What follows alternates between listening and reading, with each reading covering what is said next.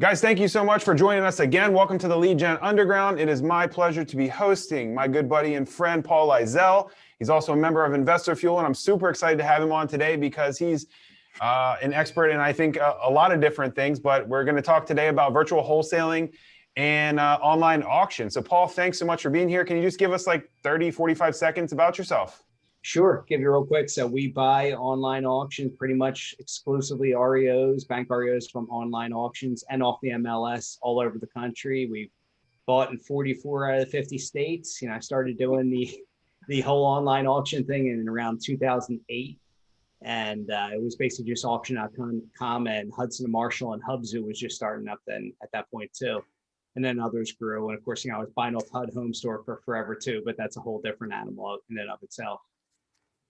So you've bought in 44 out of 50 states so far. What are the 6 that you have not bought in yet? So I haven't bought in the Dakotas, Hawaii, Connecticut, Rhode Island, and is there one more? I think there's one more that I'm missing there. I'm trying to remember. The Northeast ones, they're just like, they're so highly regulated, so highly taxed, and they get so competitive too, that they end up not being worth. And like New York, I used to do a lot in New York, but New York is a pain in the ass. And I don't mean the city itself, the state. You have to have an attorney, the 2 separate attorneys doing it. And it takes 3 months to do these closings unless you have somebody good, which I finally found somebody good, but I just don't want to deal with it. The headaches are pain. It's just a nightmare. Same with Vermont. Vermont has 15% land gains tax, 12.5% out-of-state tax. Like, oh, forget this. Before you know it, your wholesale fee is nothing. Yeah, absolutely. And I know a while back, Bernie Sanders had talked something about like a house flippers tax or something. Oh, yeah.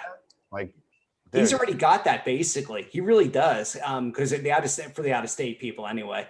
But yeah, he wants to do everything he can just to tax that. He doesn't care that it kills real estate values in his state. He's just, he's trying to get as much money as he can. Yeah, absolutely. So auctions are only like one of the ways that you guys buy properties. Is that right? Yes, we mostly buy on auctions, and we buy off the MLS too. Really? And we're actually buying, but I'll tell you what, this past year, we've bought a lot from wholesalers, and I don't normally do that, but trying to find good deals, and I've done some good fix and flips with them. And sometimes you just get deals that I know that they can't take down, but I can take them down and enlist them on the MLS to still make a profit on them. So we'll do that on occasion too. I actually just heard you on your podcast. I listened to the episode with Ben Fredericks, and I heard you talking about that. Yep. So that's a really good segue. I know that of the 20 people we have on here, I know a lot of them would consider themselves to be primarily wholesalers. Mm-hmm. So to sell to someone like you, who, honestly, we don't care what you do with the property, right? As long as we get our fee. Yep. What does that deal have to look like to you? What are you looking for in terms of criteria? So for me, it's pretty simple. If I'm thinking about listing it back on the MLS, it can't be a complete train wreck, right? Because now I'm not going to get any homeowners going to want to get it. Because my ultimate goal, if I'm taking down and doing that, is to sell it to a homeowner. So if it's something that needs, some minor stuff or just dated and that kind of thing, that's a perfect deal for me. I'll pick it up. The wholesaler makes a good fee, and then I still make a good money, selling on the MLS.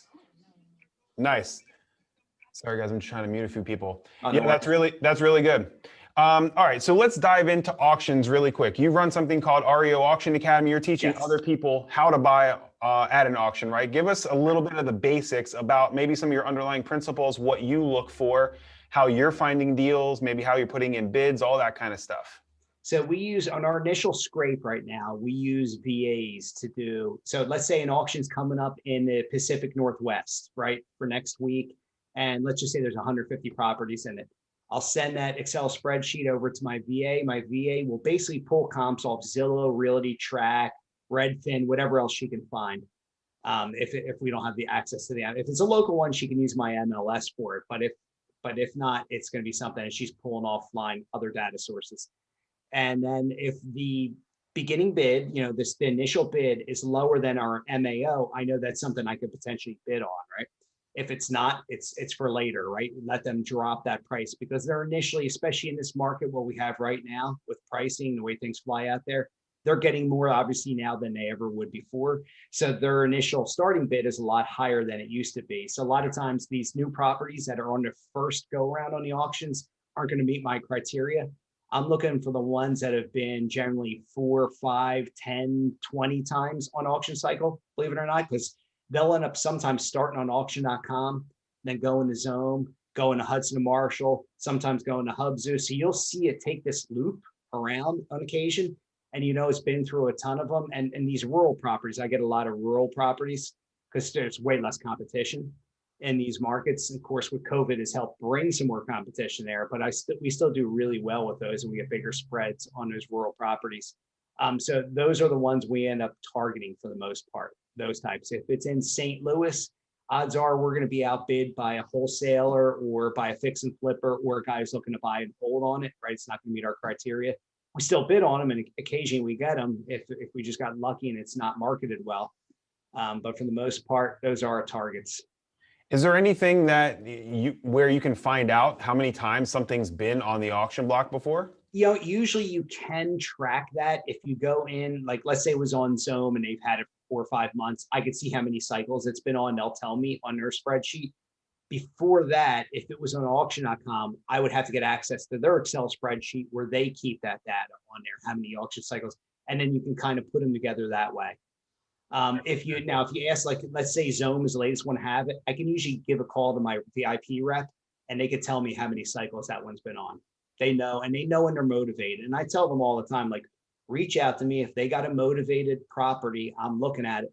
But a lot of times the motivated properties are these complete train wrecks that are really hard to sell. Yeah, you can sell them, but sometimes you'll sit on them for a long time.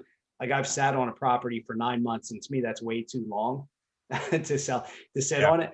Funny thing was, time in this market has cured that, and I made more 9 months later than I would have 9 months previous. But still, it's just a headache of having to remarket it and market it over. Buyer coming on, buyer falling off because of this issue or that issue. That's why we avoid the major train wrecks with foundation issues, the ones that, in a flood zone, we avoid those because that's hard to sell to an end user because now you've got to get flood insurance, and that can be pretty pricey depending on where it is. And it might price people out of it. If they're already getting an FHA mortgage, which has mortgage insurance on it, and now they got to get flood insurance too, your affordability really drops on a property. Yeah, 100%. So it seems like there's a lot of different nuances and details that you have to manage across states and even across county lines. How do you guys kind of map that out to make sure flood insurance and that kind of thing and taxes, like you talked about, you make a huge, huge difference in your net? How do you guys keep track of those kinds of things? So Realty Track is one of the big ones that we use. It's a subscription service. It's only a couple $100 a year. And they will tell you if it's in a flood zone.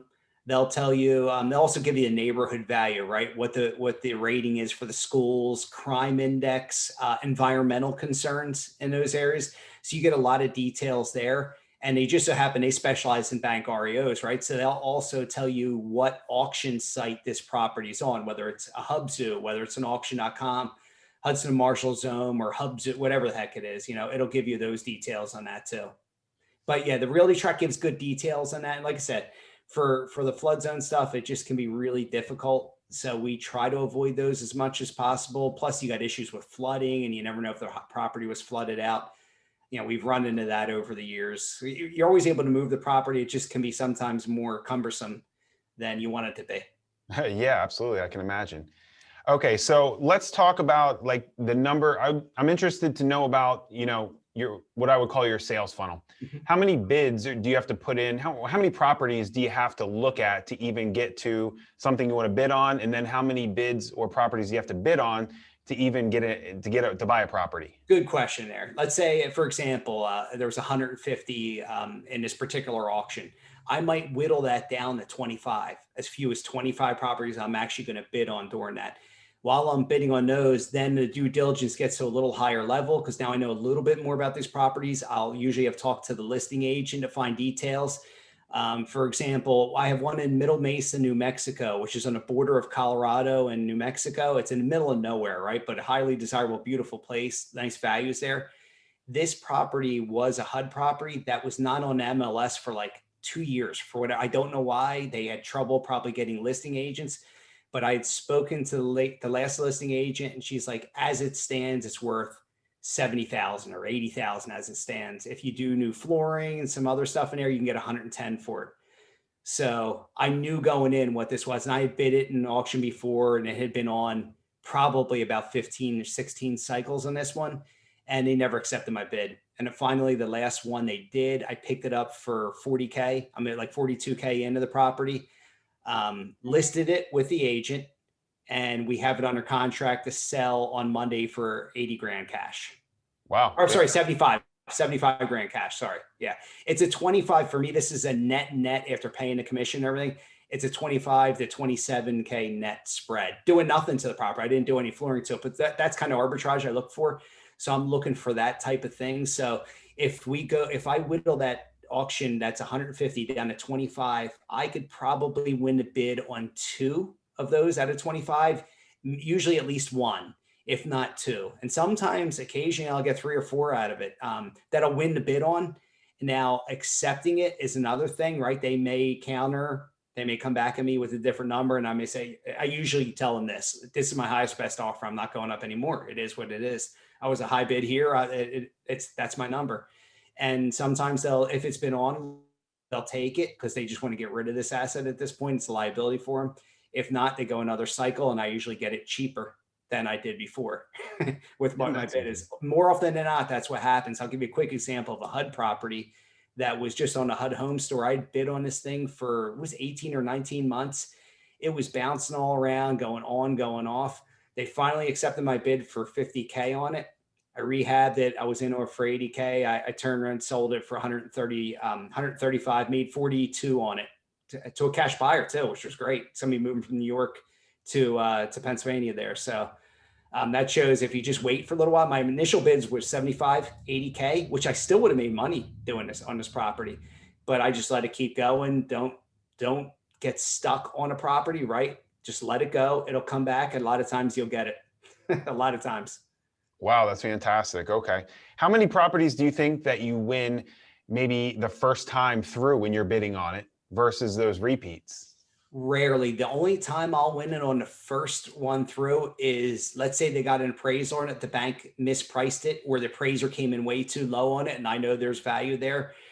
There was, for example, in one of the auctions I was on today, there were 3, and about 2 out of those 3 were value too low. I know what the values are. I've sold properties in that area before, and the conditions were better than those other ones I sold. So I knew I can go up a little higher on those. And that was the first auction cycle on this one. We'll see if they accept my numbers, but that was the high bid on those. And then one other one that had been on multiple cycles, I just put one bid on, had nobody bid against me, and they took it.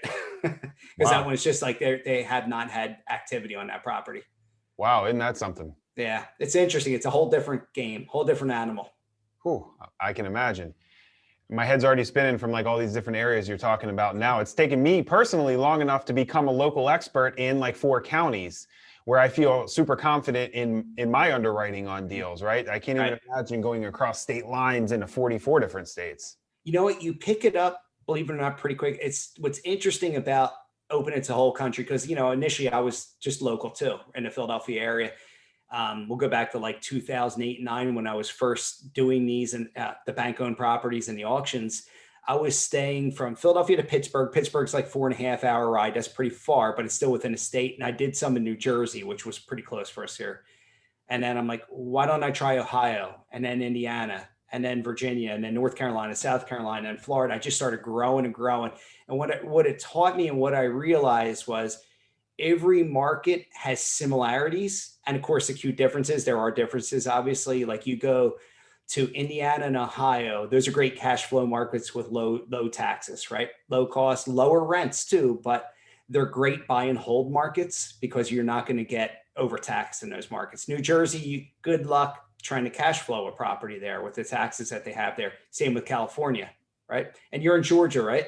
No, I'm in Maryland. Maryland, that's right. You're Maryland. Hey, Maryland's taxes aren't horrible, right? They're not horrible. You can cash flow properties there, but that's right. We talked about your Ravens or Redskins. I can't remember which one it is. Ravens. Ravens, that's what it is. Yeah, they're a damn good team. Yeah, not bad. Yeah, just knocked us off this week, the Eagles.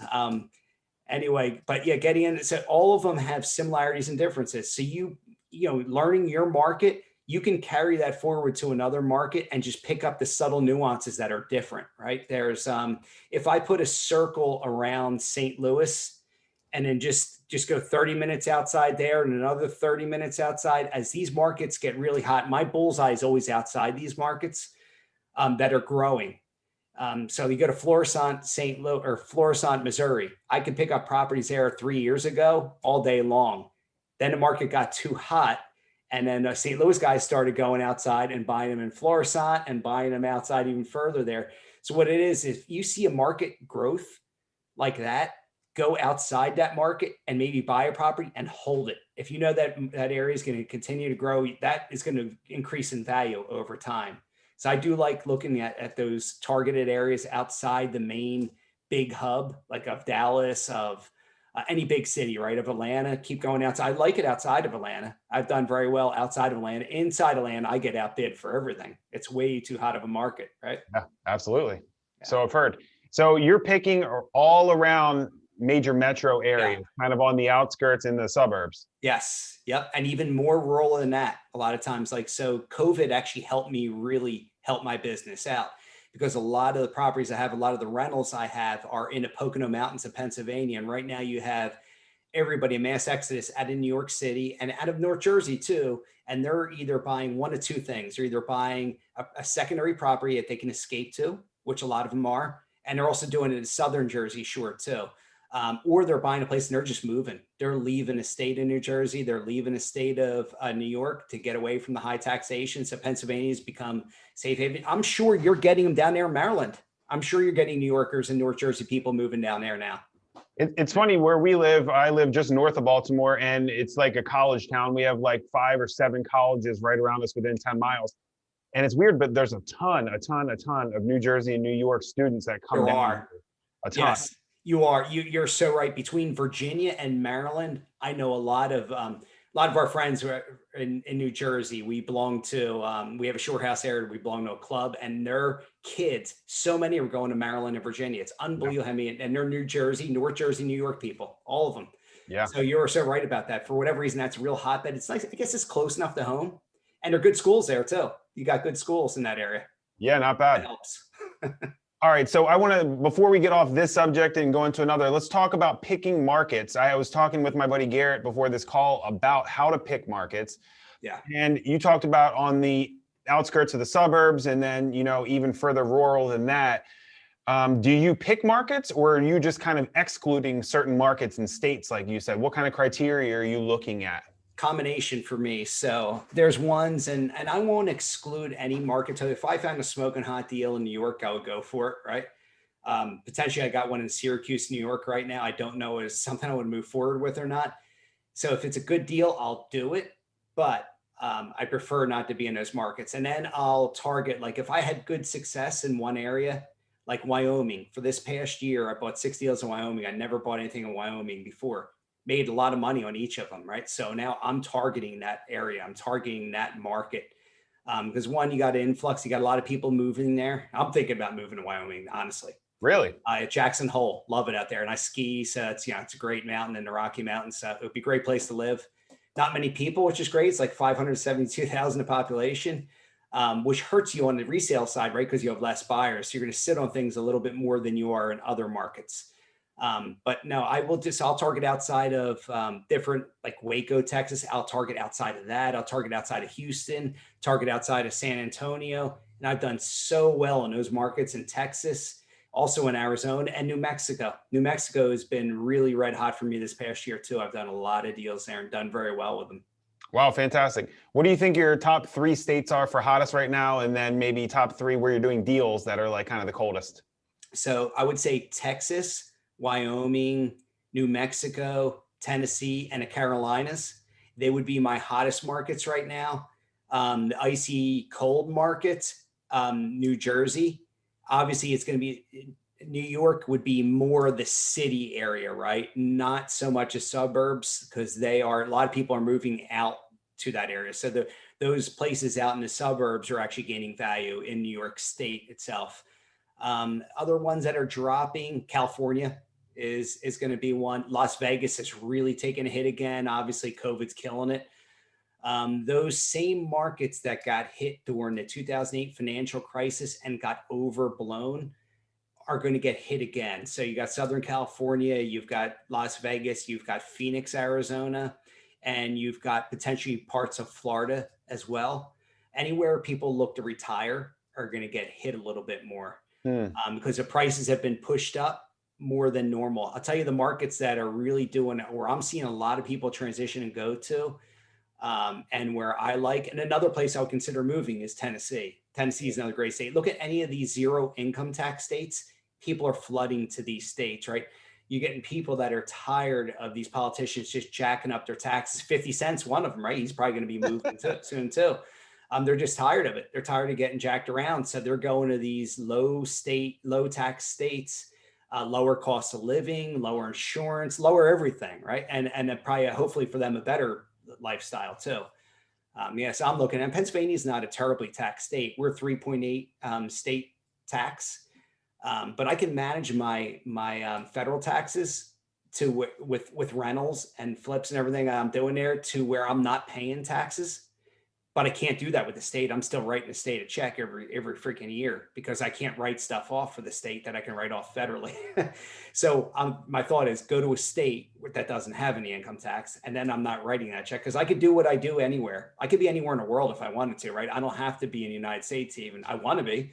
Got family and friends here, but I can be anywhere. So probably one of these low income tax states is where I'll end up going, or no income tax states are where I'll end up going. Nevada too. Nevada's had growth as well outside of Vegas in different regions. Reno and some of these other markets are still doing pretty well. Got it. Okay. Very good. That's all really good advice there. All right. I want to hop in really quick to team. What does it take? What kind of team do you have? What size team do you have? Because this is, quite a good operation that you're running here across state lines, and you got a lot to manage. But tell us a little bit about your team, and then I want to move a little bit more into exit strategy after that. You got it. So we keep it lean and mean. I always have, and I always will. We hire VAs whenever we can. So right now it's myself, and I'm the acquisition manager. And then I have a disposition guy. I have a full-time VA that works 40 hours a week. We have a part-time VA that works about 20 hours a week on different aspects here. Both do different roles, obviously, with the educational side and with ours. My wife does a little bit here and there, but she doesn't do a whole lot. This next year, she's going to be diving in a lot more because we're going to get into, we're growing our YouTube channel. We're growing the educational side of the business here as well. So I'm going to get her more involved in that aspect. And I'm creating more videos and doing things here because I always want to be, my favorite thing is to be buying and selling real estate. I love it. And if I'm teaching people, I need to know exactly what's going on in a market at all times. I don't want to be one of those gurus who's like, yeah, no, just do this, do that, but they're not actively buying and selling anymore. And I don't feel good. I don't feel right about that when I love the buy and sell process. So I want to be involved and do that. That means I have to have other people doing things. So we may end up having to hire another full-time VA and then have my wife pick up some more stuff, but we want to keep it lean and mean because look, if the market goes to hell and we need to cut costs, we don't have a whole lot of costs to cut, which is great, but we can always get rid of VAs easy, right? We could just take on and do more tasks ourselves and manage that. But it doesn't take a lot to do this. It's not like direct mail where I have to have the acquisition manager, right? And the people going out, I have to have the disposition manager and all the different coordination that goes on there on the A to B, the B to C side. Like I'm buying vacant properties for the most part that have a lockbox. So I could send people out, give them the lockbox code. They can look at it. I don't have to worry about coordinating the buyer, get the buyer out of the house so the sellers can, or our potential buyers can come through, the seller out of the house. I mean, so that our potential buyers can come through. So I have less moving parts. It makes it a little bit simpler. Sure. That's why I stopped doing the direct mail back in 2013. And I just went straight to this. Got it. So you haven't done, are you doing any like outbound marketing right now to lists, let's say? Yes, on disposition side. On the disposition side, we pull cash buyers list, right? So if we're going into a new market we've never been before, we'll buy the cash buyers list and we'll mail out postcards with the property that we have on there.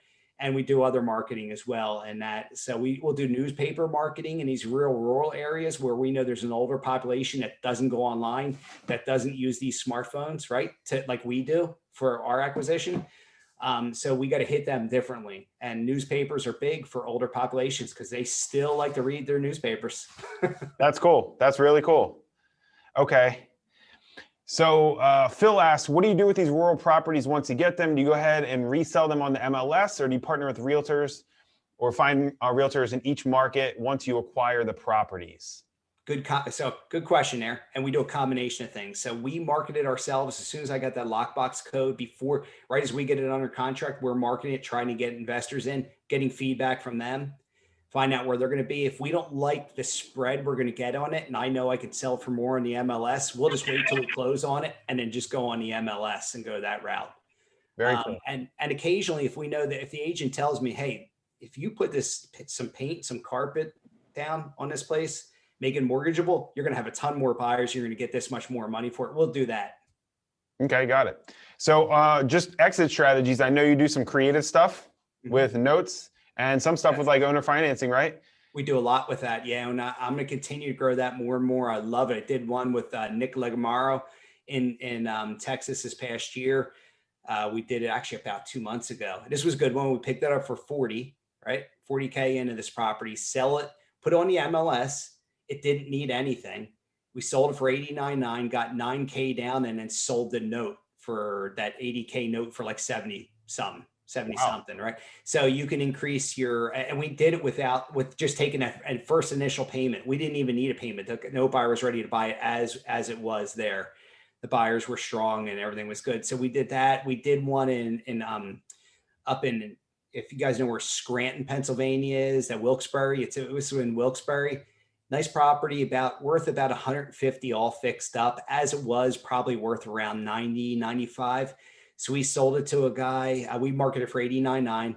We had a guy come in. He's like, would you do owner financing? We're like, all right, well, listen. He goes, I have 59,000 put down. I'm like, yeah, we'll do owner finance because we picked it up for 55.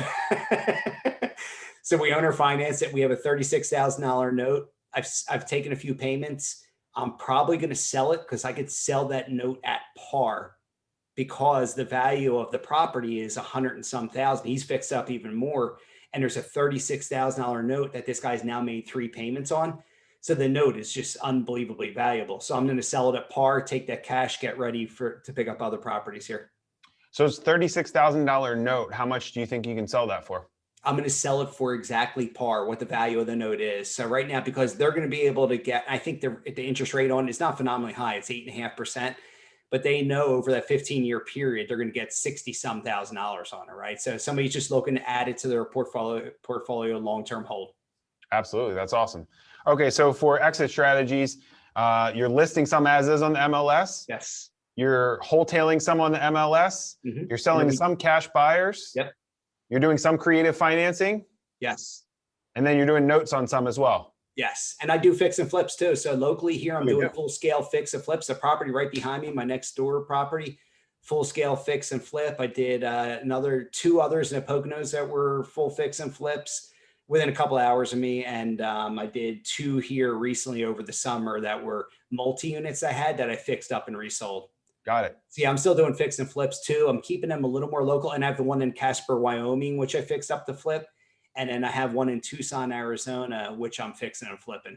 And very cool. The reason I'm doing that is because I have a great REO agent down there in Tucson, and I've done many fix and flips with him. He's got great contractors there. He manages everything for me. He gets the commission on the buy sell side, and he gets a commission on a relist side. Plus, I'm going to throw him extra money for managing and doing everything here. Same thing now with what I have in Casper, Wyoming. I have another agent who's boots on the ground that can help me do the same thing up there. Wow, fantastic. Okay. We're wrapping up. We're coming to the backside of this, guys. So if you have any more questions, drop them below. Nick wants to know, do you see any of these properties before the auction? The ones close to me, yes. Otherwise, my objective in virtual wholesaling is to never go to a property, never see it, just know what I know about it, looking at pictures of which is kind of funny because a lot of investors that we end up selling to, they're like, how the hell do you buy these properties sight unseen? I'm like, well, it's not sight unseen. I'm getting pictures from the agent, right? I'm getting a BPO, hopefully a broker's price opinion from them, or at least their value, what they tell me what the value is. And I tell you, they're spot on. These REO agents, they know what the value is of these properties. If they tell me you're going to get 20K, almost all the time, I'm going to get around between 18 and 22K on a property. So they're spot on. So I trust them, at least the experienced ones, right? You get some newbies that aren't as good, but they're very good with it. So I prefer not to see it if I don't have to. I want to be lazy, sit here in my office, in my podcast studio and just bid and buy and move paper around and, sell it, make money. Yeah, it's a good feeling. I've got that question too a few times. Like, how do you buy this sight unseen? And I just say, well, I know it fits into like whatever buy box I have, right? It's one of the products in my buy box. And then I just go as freaking low as possible. Yes, totally. It's exactly what you do. You always be safe doing that. Yeah, absolutely. Phil wants to know, how far outside of the metro areas are you going? We have a bunch of leads about 1.5 hours outside of KC, and we aren't sure if we can dispo them. Yeah, you know what? You will dispo them all day long. And if you ever had any trouble with doing them, let me know. I might be interested in buying them and helping you dispo, or maybe we can do it. But definitely hit those markets outside, because KC is on fire. I mean, as most markets are right now. KC is on fire. It's a great market. So you can go outside there and you can pick up some great deals. And the thing is, it won't be like, when you normally get a deal in KC, if that's your market, when you throw it out to your buyers list, you usually have it sold like that. It won't be that when you go an hour and a half out.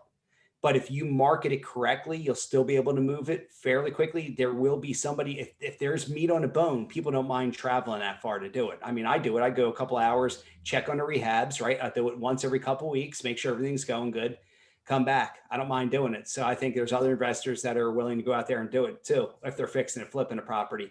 Worst case, you can dispo it on the MLS. If you have the cash to take it down. If you don't, I'd be very interested in those properties. All right, fantastic. What's the highest level of task you're delegating to VAs? So generally, two things. We have them write up offers off the MLS, but we give them the details. We tell them this is the number we're bidding on this property. They'll write up the contract, email the contract, email the proof of funds, all that kind of thing. The other thing we do, we have them scrape the MLS and give us comps on everything, or not the MLS, we do have them do that too. They give us their initial valuation. We double check the valuation on the comps locally. Oops, I got something falling on me here. Hang on one second. All right. The sun was blaring on me earlier. I had to put a box up here because it was just shining in my face. Now it's a little bit better. And now the box is falling down. And then we have them do for the auctions, the spreadsheet. So let's say, like I was telling you before, if there's 150 properties in this auction, they'll tell me, yeah, this one bid on, based off the maximum allowable offer and what the starting price is. So they're doing some of that initial due diligence for you. Yeah, which saves me a lot, because that's a lot of my time, always was, doing that initial due diligence. Now, if I don't have to look at 150 properties, I might only have to look at 25 or 30, right? That saves me a lot of time. Huge, huge. Okay. Sam wants to know, are you putting money down on dozens to be able to bid? I guess dozens of properties to be able to bid? Yes. So, and it depends on the auction house. So like auction.com, they used to have a VIP program. They don't really have a VIP program anymore. So if I put a $2,500 hold on my credit card, I get bid on a bunch of different auctions now. You just have to talk to them about doing that. With Zone, with Hudson and Marshall, because I'm a VIP buyer with both, I don't have to put anything down on them. Any of my students that come through, they don't have to put anything down on those either. With Hubzu, they change things. You used to not have to, now they do, and they're a pain in the ass. I tell you what, I used to hate auction.com the most. I can't stand Hubzu. Everything's all their customer service is out of India. They can't understand what you're saying. They drive me nuts. I try not to do deals on Hubzu unless it's a really smoking hot deal. Okay, got their customer service sucks. Really got it. Okay. Yeah. And we're getting real close to the end here, but so for someone like, I've bid on auctions before online, but I've never bought one online. Actually, that's not true. My very first flip I did, I forgot about that one. But other than that, to like get into the rhythm here and to make this a main acquisition channel for someone who hasn't done it yet, give someone a good piece of advice for how they start, what to do or what not to do when they jump in. This is perfect. So if you're looking to get into it, it's a great way to test out and get your feet wet. So go on to whether it's auction.com or Zone, see some of the upcoming properties that maybe are in your market that you're interested in, get the info, do due diligence on them yourself, right? Contact the agent if you can, find out what they think the value of the property as is, what the after repair value is, what the interest level has been on that property. And then practice bidding on it. Decide, you're going to go to say 60 is your maximum allowable offer. Watch the auction, watch how it goes and track it, right? So do a couple of tests. We have our students do this too, right? They'll test it and see how it feels, do a couple of runs. We have one guy right now who's going through multiple cycles here, testing different markets till he gets comfortable with it. Because I don't want to just push him into it. Get comfortable with it. Know what your numbers are good. We have them send their numbers to us. We look at it and say, yeah, your numbers are good, or these numbers are off, and this is why. So, I mean, that's what you want to do. Get your due diligence down, and you don't need VAs at first. You can do this on your own, but as you grow and want to do more, that's where the VAs really come in handy. Plus, Yeah. you just want to know the process. You want to know and understand the process because it's a different game than anything else. Yeah, absolutely. All right, last question. How many deals are you doing a year right now? And then where do you want to get to in the near future, the next year, 2, 3, whatever it may be? So I used to consistently do over 100 deals a year up until 2017. And I think my top was like 130, 135. And then the last few years, I've scaled it back to where I'm 60, 80 to 80 deals a year. And this year, I'll probably be 60 or 65. And it is much more manageable. My profit margin is way bigger now than it's ever been. Large part because I fixed a flip more this year too, right? But even the years before where I wasn't doing as much fixed flip, I'm being smarter about the deals I'm getting. I'm now going for more of the low hanging fruit. I'm not just putting blankets down on everything and running around. And oh God, this thing took me, I spent 20 hours on it. I'm making $2,500 on it. I don't want that, right? If I spend 20 hours on it, I want to make a little bit bigger margin on it. So I've been a little bit smarter, and I figured less is more. Keep it simple, do less, find the ones that are, if your gut will tell you too, and it's like, this property just doesn't seem right. Like it just doesn't feel right. Just don't do it. Right. I've done that with plenty of them, and I've been wrong on some because I've seen, all right, they've got them and they bought it and they sold it for way more than I thought they were going to, right? If you track the properties, but go with your gut. Your gut's usually going to be right on that. It'll tell you that it'll lead you in the right direction. That's awesome, man. That's really, really good. All right. So I know today we like barely scraped the surface of your knowledge of what you teach. Tell everyone where they can go to learn more about what you do and about your podcast, wherever you want them to follow you, that kind of thing.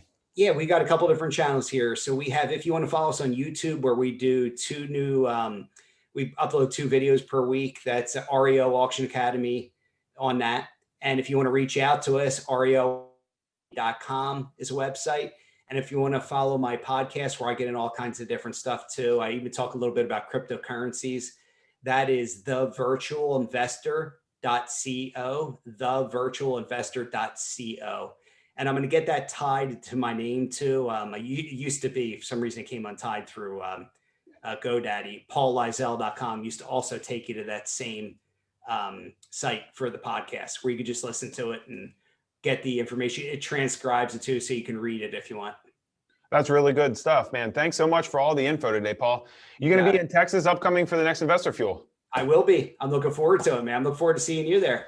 Likewise, man. I can't wait to see you there. We always have so much fun at these events, and half of what I learned, maybe probably even more, is in the hallways at dinner, when we're over drinks. Yes. So much in the classroom and with presentations and the round tables.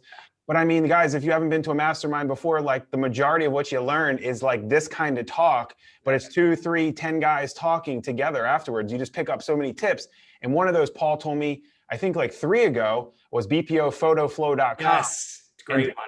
That was a spark to where it really unleashed us to be able to virtually wholesale in our own city. So we didn't have to run out of the office to go take pictures and burn up 2 or 3 hours, right? So thank you so much again for that tip. It's been amazing. You can't beat that cost. Isn't it cheap for what you're getting? It's unbelievable. It is.